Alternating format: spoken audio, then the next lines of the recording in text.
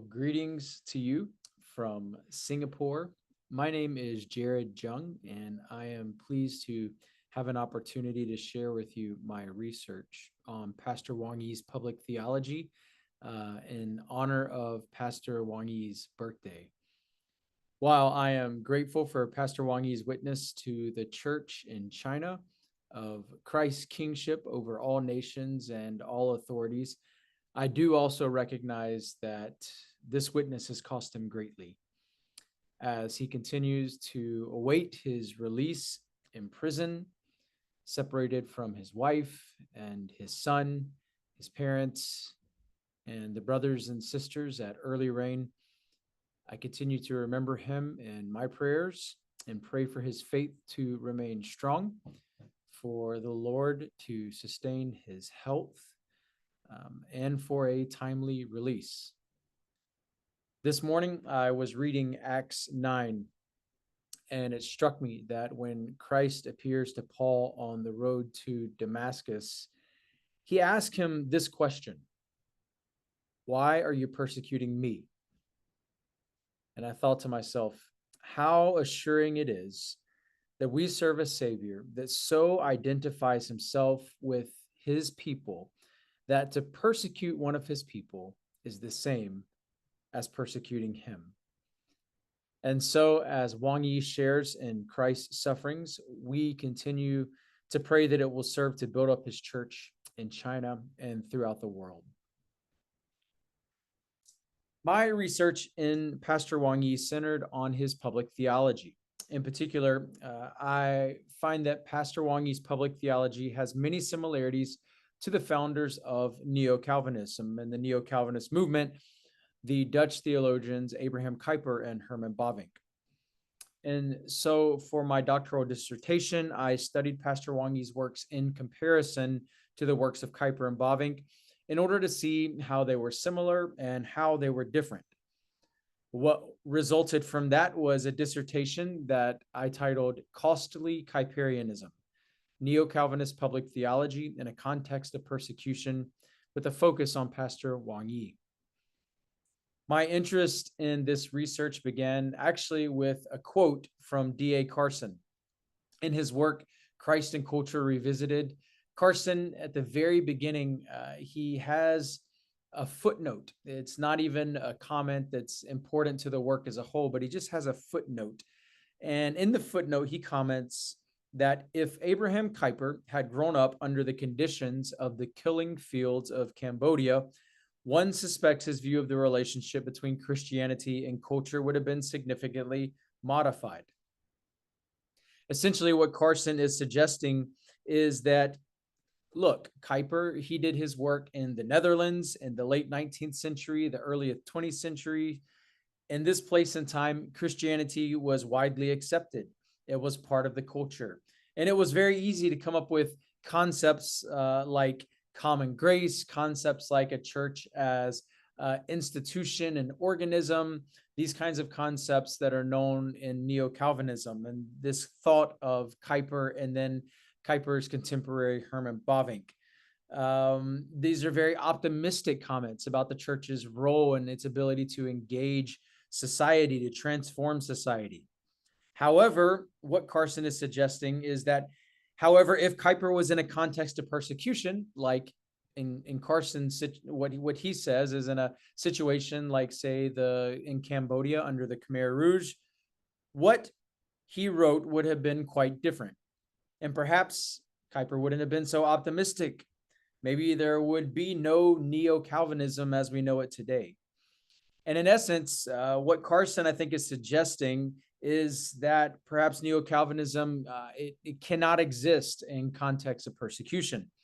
And I found this very interesting. This is very interesting to me because as someone who had lived and worked in China, who knew about the church in China, I recognized that much of Wang Yi's public theology actually bore similarities to the thought of Kuyper and Bavinck. And I also recognized that Wang Yi was a significant target for persecution, and that many in his church also were willing to suffer persecution for the sake of this understanding that a church is to have a public presence in society, even in society in communist China.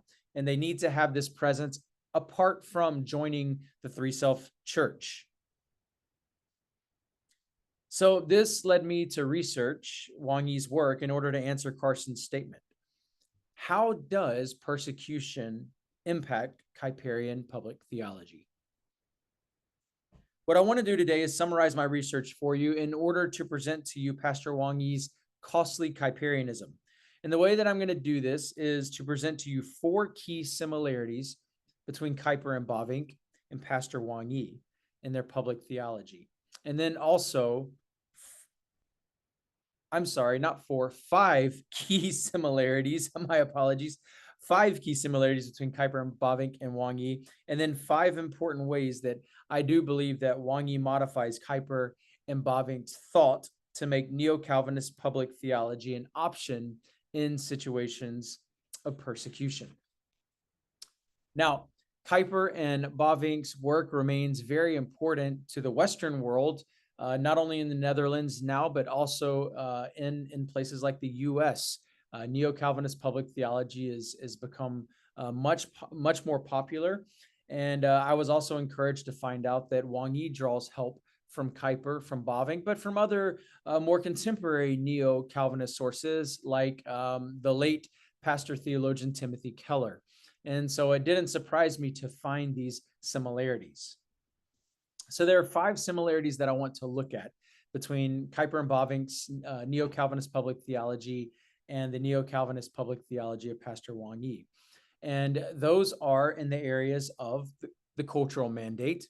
The cultural mandate, of course, being found in the opening chapters of the Bible in Genesis 1 and 2, and understanding the cultural mandate as God's mission given to humanity that is to be fulfilled by humanity. And even before the fall, seeing this mission as something that has an eschatological bend to it. In essence, that the final creation, the consummated creation that we find at the end of the Bible in the book of Revelation is a fulfillment of what God began in seed form in Genesis 1 and 2, when he told Adam and Eve to be fruitful and multiply, to fill the earth and subdue it, and to have dominion, to steward the rest of creation. And then when we go into Genesis 2, the way God tells Adam to go about doing that, he tells him to go about doing that by cultivating, by growing, by developing, by cultivating the Garden of Eden and spreading that and having more image bearers of God going throughout the world, so that in the end, the knowledge of the Lord that's so apparent in the Garden of Eden would fill the earth as the waters cover the seas. And this involves things like cultural development. This involves things like technological development and things like that, but it involves doing it according to God's wills and according to God's will and according to God's ways. And so Wang Yi shared in this. Wang Yi also is a believer in the cultural mandate. He does not reject the cultural mandate, or that the cultural mandate is still valid for the church, like we see some doing in, say, a 2 kingdoms theology. Wang Yi believes the cultural mandate is still valid for the church today. As a pastor, he speaks to the importance of the church's participation in the work of renewing the world. And so with Kuyper and Bavinck, Wang Yi believes that the church should participate in the cultural mandate to seek to redeem, to seek to restore the society in which it exists. And so this is different, again, from 2 kingdom public theology that denies the necessity of the cultural mandate for the church today. It's very different, certainly from a separation and Anabaptist style separatism in that form of public theology that's common. You find common among many traditional house churches in China. Wang Yi's theology holds that Christians are to redeem fallen cultural activity, and this aligns him with Neo-Calvinism. This is a clear area where he finds similarities with Kuyper and Bavinck. The second area of similarity is in this idea of common grace. Now, if you are here, and I suspect many of you are here, you come from Reformed churches, you might think common grace is something that's just everybody believes in, but that's not the case. Actually, the doctrine of common grace really, it kind of finds its root in the theology of Calvin, but at the same time, was developed most fully by Abraham Kuyper, and then also was developed by Herman Bavinck. And so, like Kuyper, Wang Yi, he believes that God preserves the world through his common grace. And God does this by allowing culture to develop and by limiting the power of sin in the world. So the Calvinist idea of total depravity does not mean that we are as depraved as we possibly could be. No, actually, God limits the power of sin. Otherwise, because of our sin, we would absolutely destroy ourselves and destroy the whole of creation.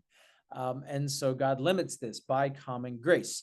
Like Kuyper and Bavinck, Wang Yi actually roots common grace in the Noahic covenant.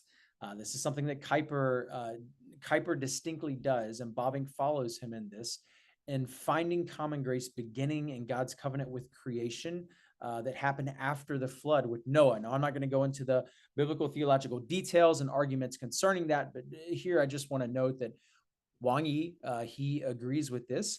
And in church history, he sees common grace. Wang Yi sees common grace as a distinctly reformed doctrine that stems from Calvin's appreciation for creation. So there's much that Wang Yi shares with Kuyper and Bavinck in his understanding of common grace. The third area that I found similarities between Kuyper and Bavinck and Wang Yi is the way that both understand the church as both an institute and an organism. And this was something that was developed in particular by Abraham Kuyper. Wang Yi believes that the church as an institute fuels the organic church and its activities and missions in day-to-day life. Now, the church's institute essentially refers to the church gathered. This is the church on Sunday morning. This is the church and its functions and the sacraments and the preached word.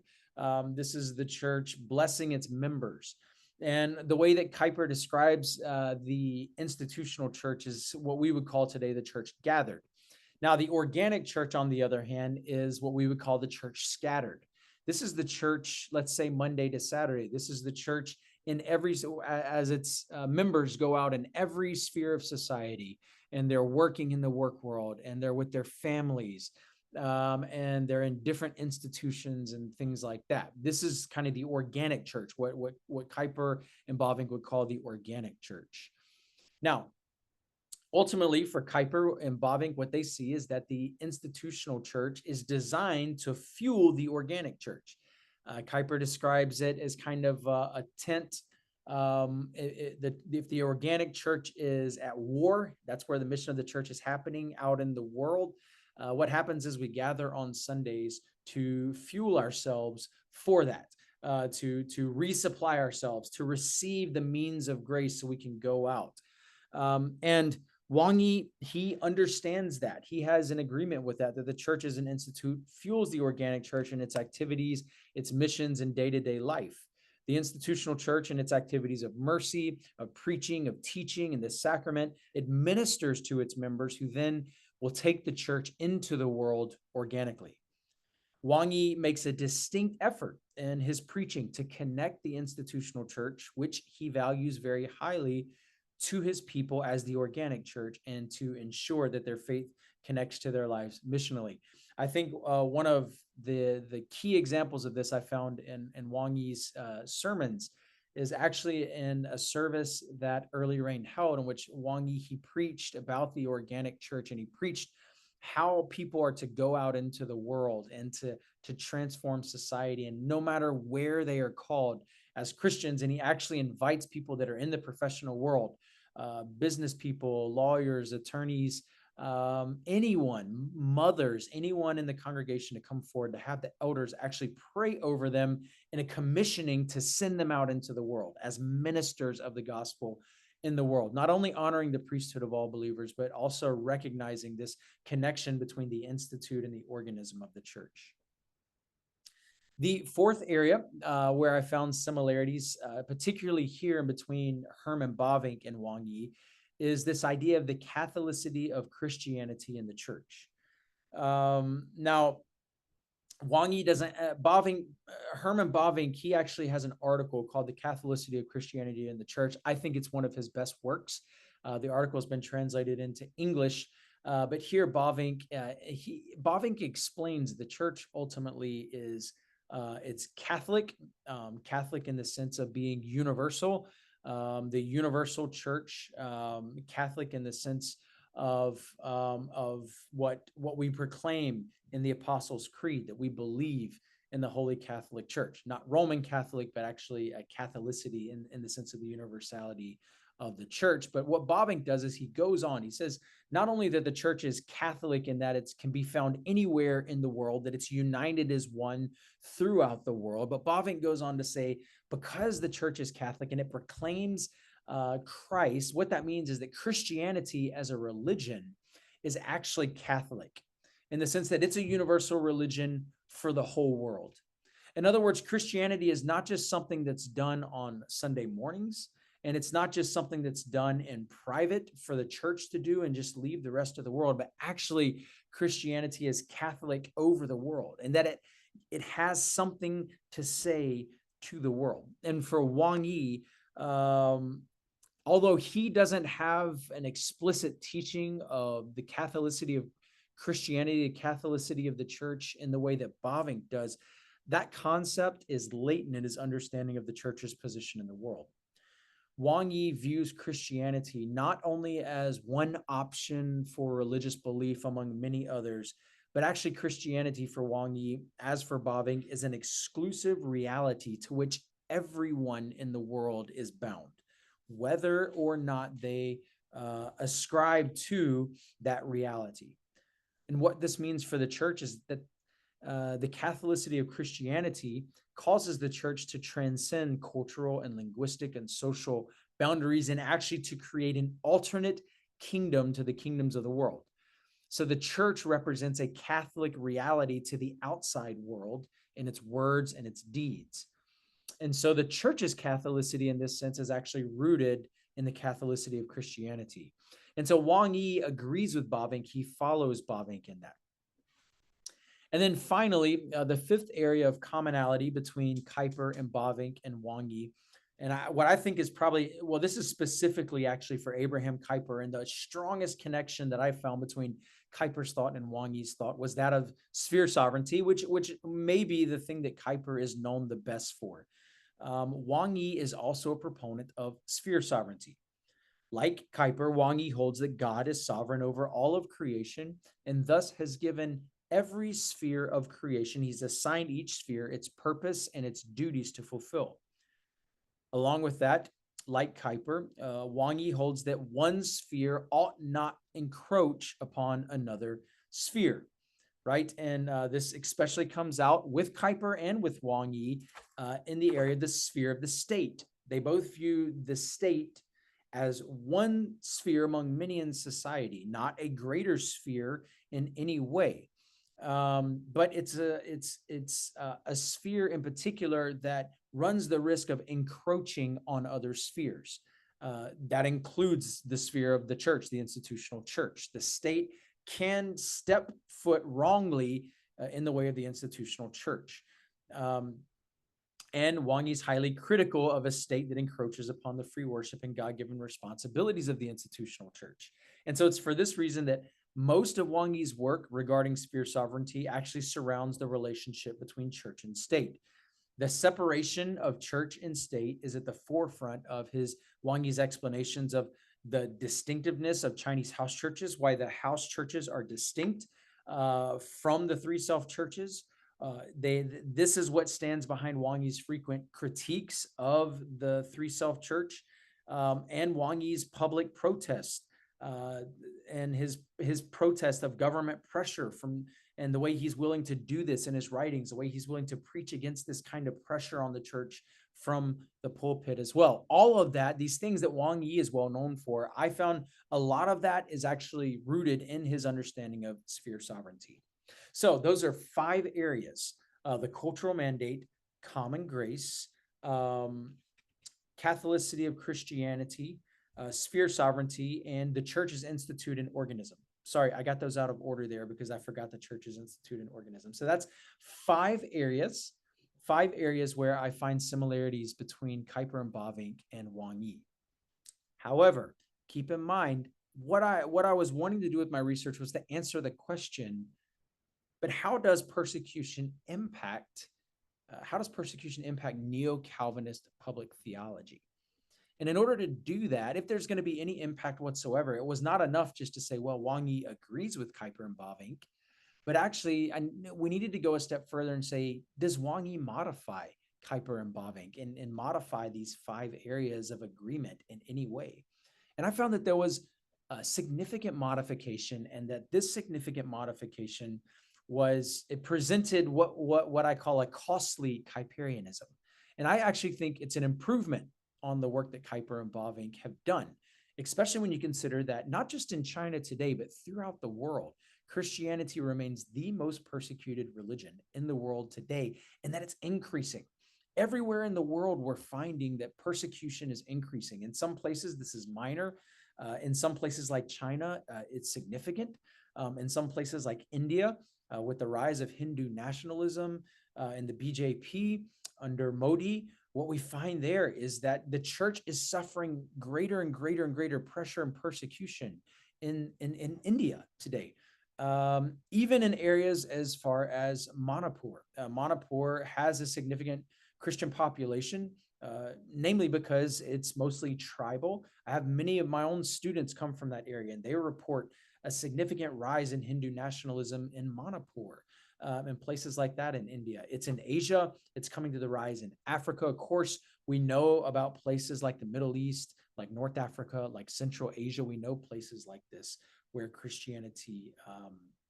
where the persecution of Christianity has been on the rise. And so Wang Yi's modifications actually help for the global church, I think, to be able to grasp neo-Calvinist public theology. So along with those 5 areas of continuity, I'm going to revisit all 5 of those areas and show you how those 5 areas are different in some ways, how Wang Yi modifies those 5 areas and develops them from what Kuyper and Bavinck did. So first, I'm going to start with the cultural mandate. And what Wang Yi has is what I call a cruciform cultural mandate. A cruciform cultural mandate. You see, in Kuyper and Bavinck's time, Christianity still determined a lot of the culture. It formed a lot of the culture of Western culture in the Netherlands, and also in other places where we've seen neo-Calvinism take root, like in the US. That's not the case in China, as all of you know.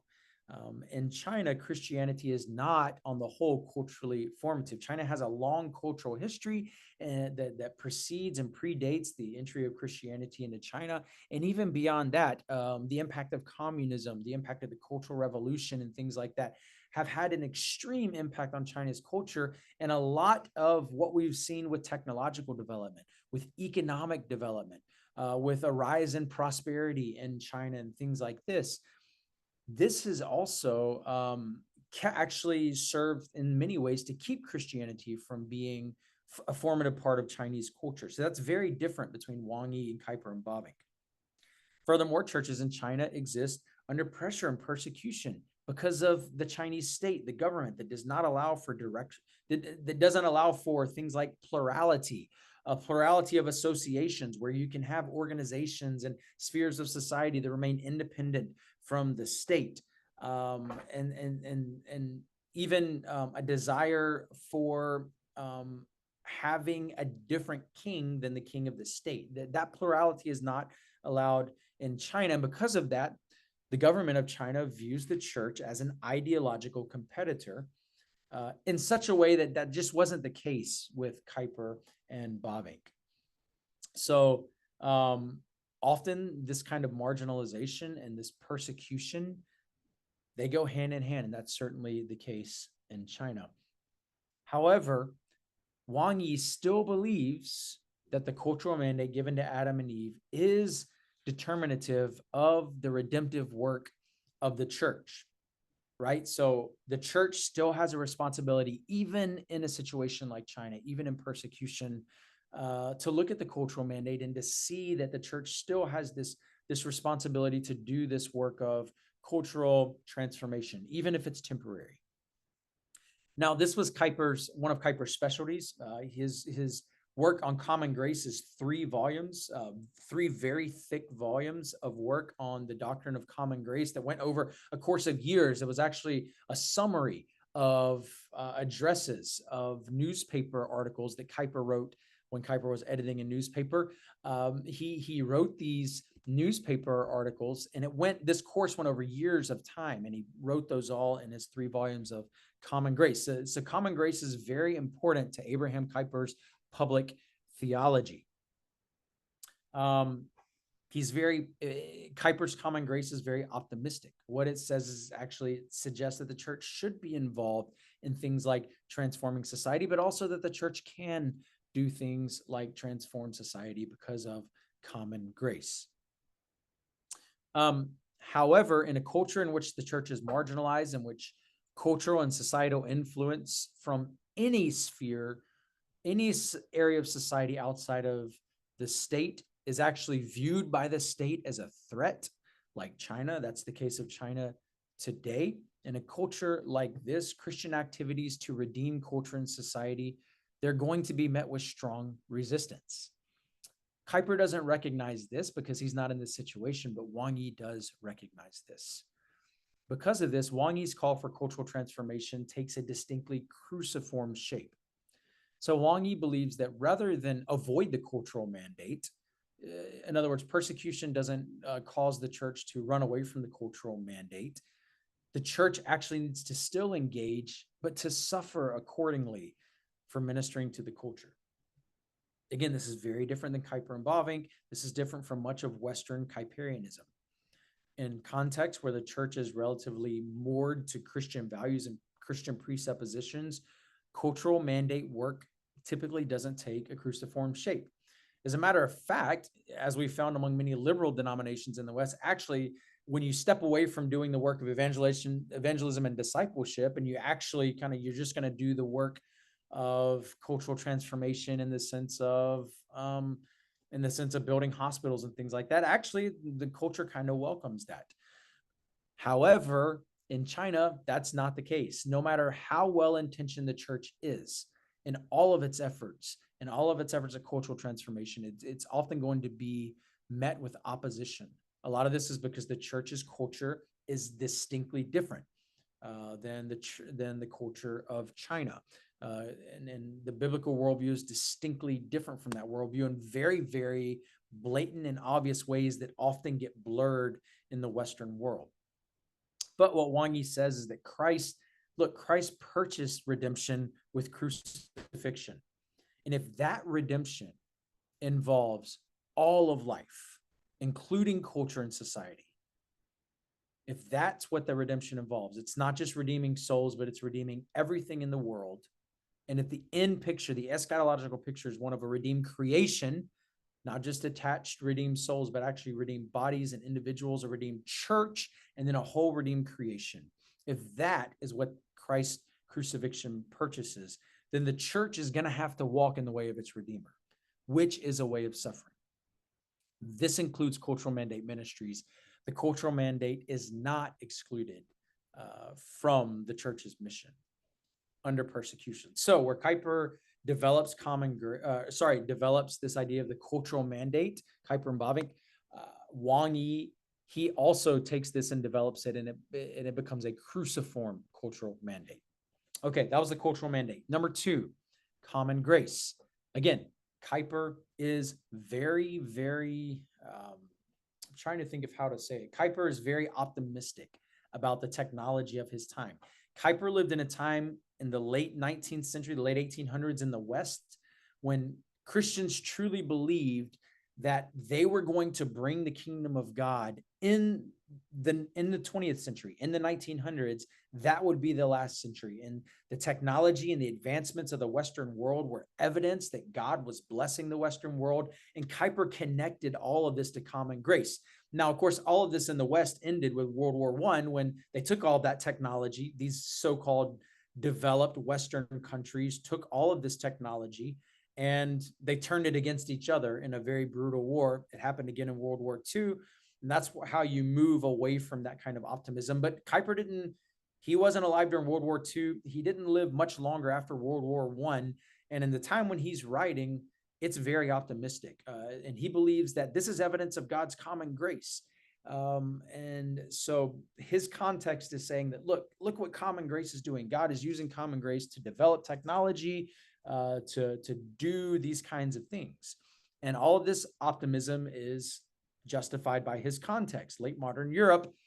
And so he thinks common grace, again, late modern Europe, one of the most technologically, educationally advanced societies of his day, one which the culture, which the church can influence the culture on the whole.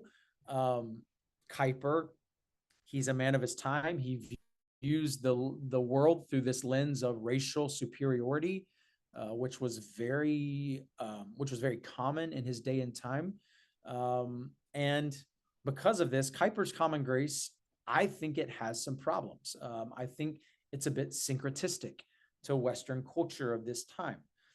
In particular, because Kuyper argues that special grace, as evidenced by what Kuyper calls the Christian nations of Europe, actually elevates common grace. In other words, the special grace of redemption that we see in the Christian nations of Europe actually make common grace come to a higher fulfillment. Now, how is that possible? Because Kuyper says, look at our culture, look at our technological advancement, look at our education, look at our science, look at our healthcare, look at these. They're the best in the world. It's obvious that God blesses those areas with special grace, these so-called Christian nations in Europe and America, with greater common grace. And it makes us superior to the rest of the world. This is very problematic, I think. I disagree with Kuyper here. What I find interesting when we bring Wang Yi into the picture is that, like Kuyper, Wang Yi, he lives in one of the fastest developing countries in the world when we look at technological and economic advancement, in China. But unlike Kuyper, Wang Yi's context is one where the church is not welcome in the public square. Contrarily, in Wang Yi's context, the church is persecuted precisely for attempting to have a voice in the public space. This is a public space in China that is reserved exclusively for the state. And so when the state employs its vast economic resources and technological advancement to persecute the church, we saw that when I was in China, you certainly saw that. And especially during COVID, that really came to full fruition during COVID, when the state uses these economic and technological resources to persecute the church. There's going to be more suspicion about these advancements in culture actually being a sign of God's common grace.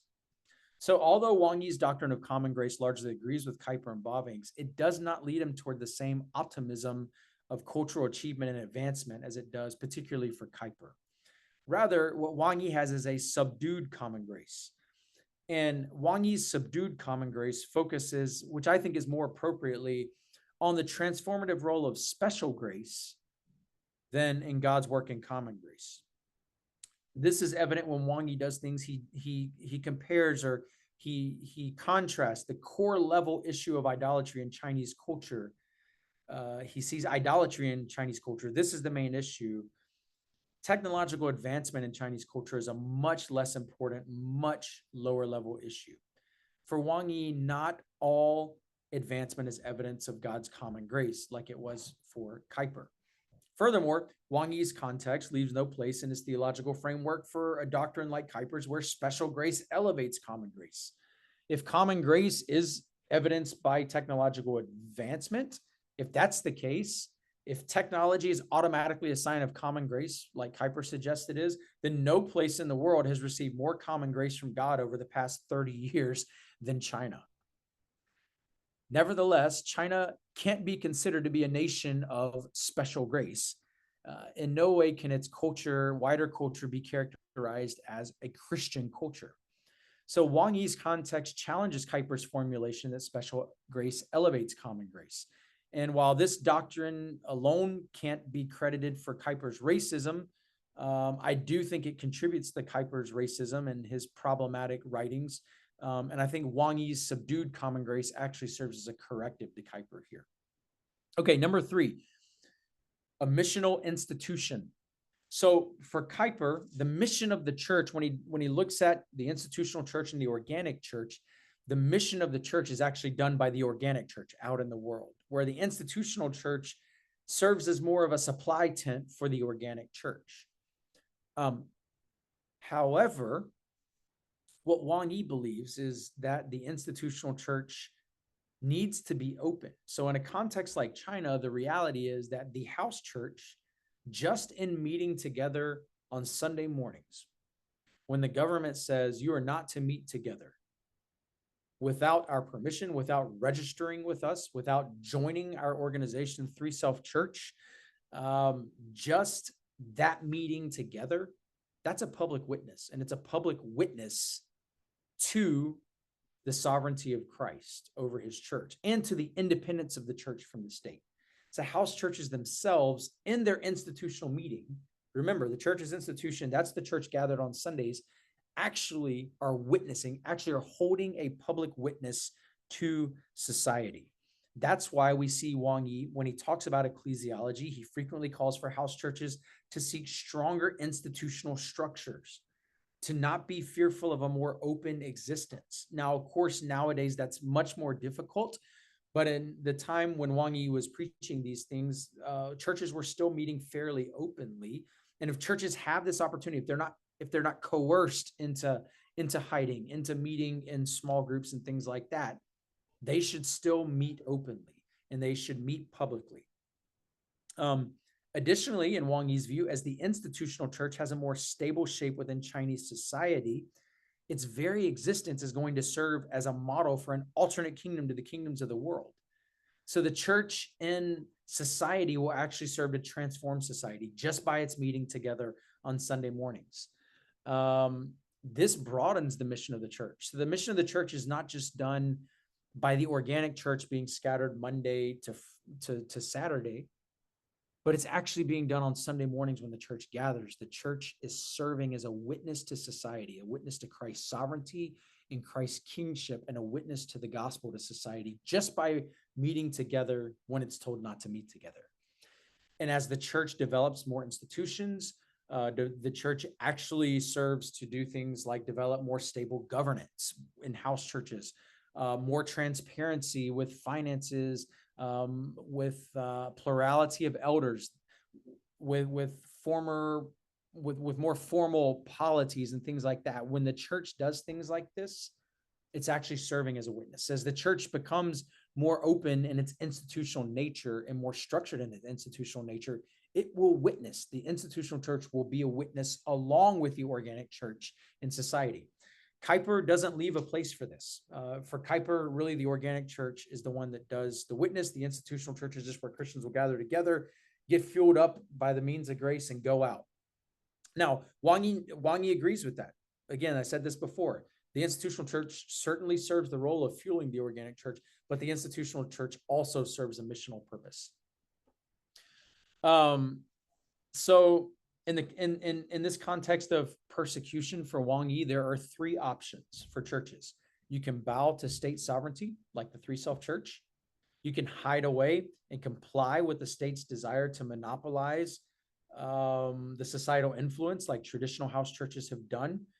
Or you can exist publicly as an institutional entity separate from the state with its own non-state sanctioned polity, its own mission, its own purpose, in a way that's very prophetic to society. And when church and state stand in such direct opposition to each other, the institutional church is almost forced into a position of being a prophetic missionary to society just by its institutional existence. And so this is, I think, how Wang Yi actually modifies Kuyper's understanding of the church's institute and organism. Next, Bavinck's Catholicity.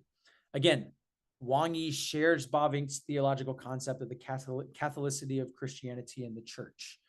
Wang Yi's grasp of the Catholicity of Christianity, it has a certain eschatological bend to it that isn't quite there with Bavinck. It differs somewhat from Bavinck's.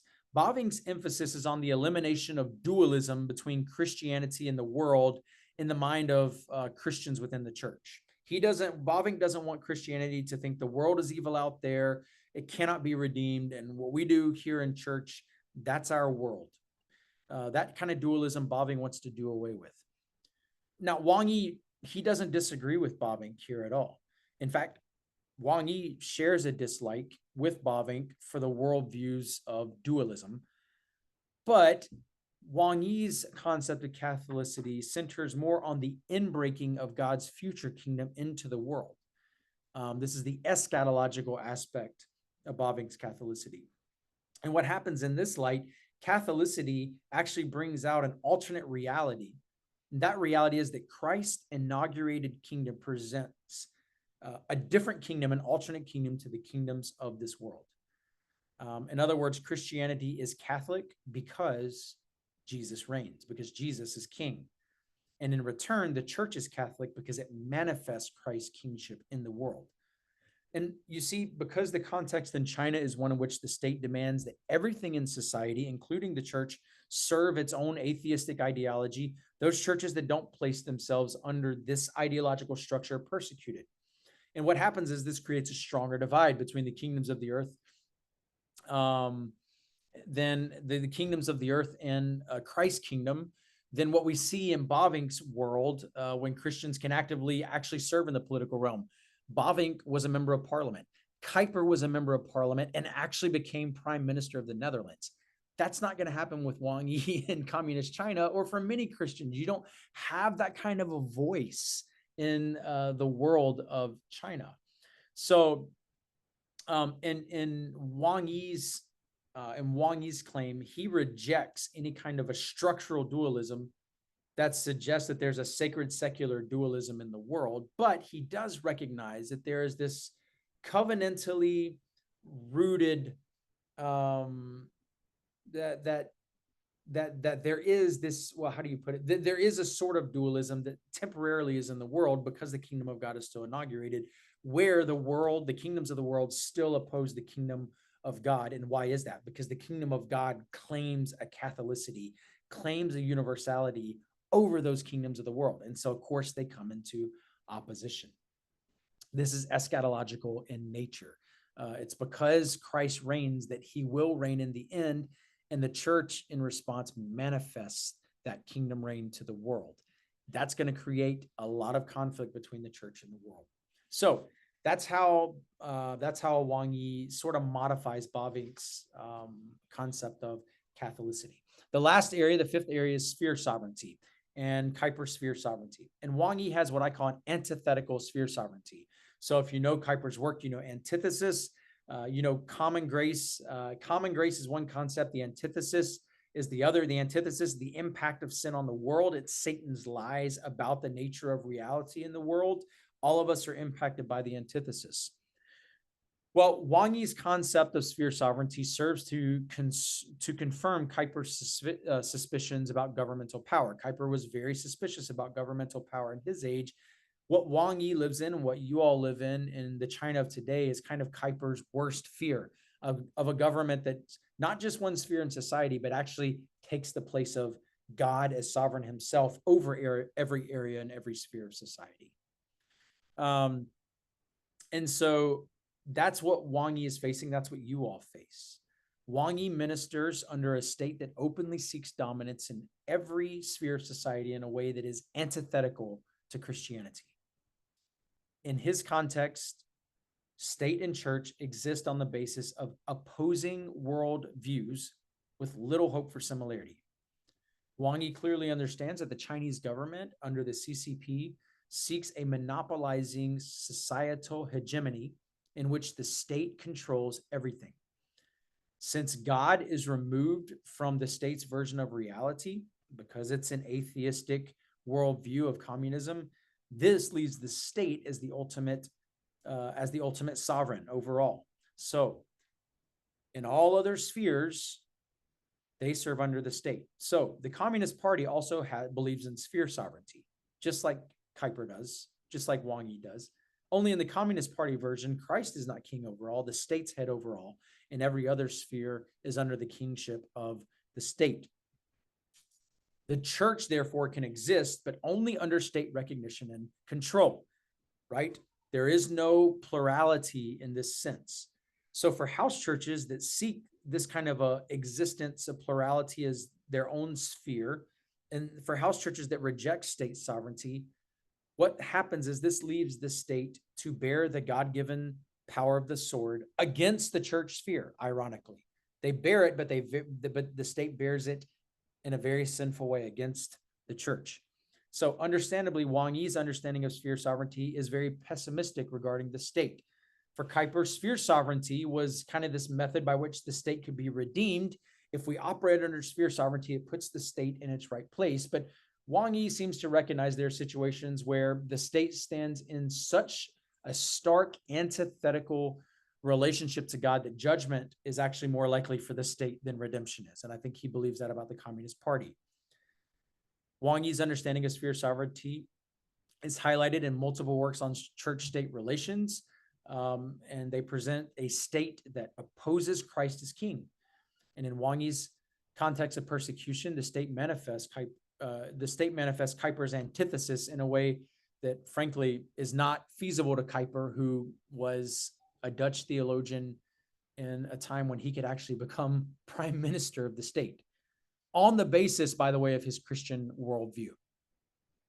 So in this way, Wang Yi presents sphere sovereignty as a faithful biblical way to understand society, even in context of persecution.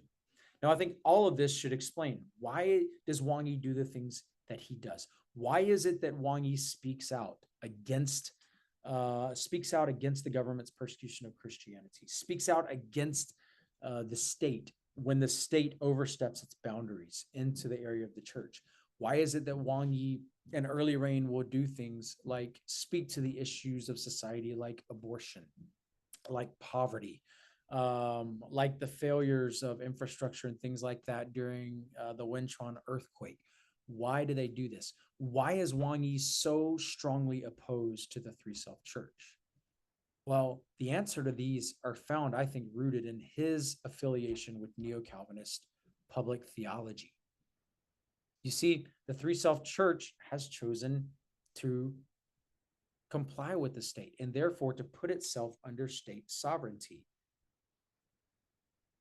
For Wang Yi, this is unacceptable. If Christ is king and he's declared that the church is to manifest his kingdom in one way, the state has another purpose under his sovereignty, then the state has no right to tell the church when and where it can meet, to tell the church who can be a pastor, to tell the church these kinds of things. Therefore, Wang Yi argues against these things. This is why he argues against joining the Three Self Church. He does not view the Three Self Church as a true church because its ultimate head is not Christ. Its ultimate head is a state, not just any state, but an atheistic state that has an opposing worldview to that of the church and of the kingdom of God. Its eschatological vision is the Communist Party's head over everything, not the eschatological vision of the Bible, which is Christ's kingship here on earth as it is in heaven. So I want to conclude that I believe that much of Wang Yi's motivation and the foundation of Wang Yi's work and the things that he did can be found in his understanding of public theology and the church's place in the public square. This is an understanding that is drawn from neo-Calvinist public theological sources like Kuiper and Bavinck. However, what I've found was that Wang Yi modifies Western neo-Calvinism in significant ways that makes it much more adaptable to situations of persecution, and consequently makes neo-Calvinism, I think, more of a faithful and biblical public theological stance, not only for the church in China, but also for situations in the global church outside of the Western world where millions of believers today face persecution for their faith. Abraham Kuyper's most famous quote, by far, it's his most well-known quote, is that there is not one square inch over all of life in which Christ, who is sovereign over all, does not cry, mine. This is this great statement that Kuyper makes of Christ's sovereignty over all. But what Wang Yi recognizes is that opposite of Christ's mine are kingdoms and authorities in this world who also cry mine over every square inch of life. Wang Yi understands that in spite of the suffering that comes, as the eschatological picture of Christ's kingdom in the world and to the world, the church still has a responsibility to proclaim to the world Christ mine over all of creation.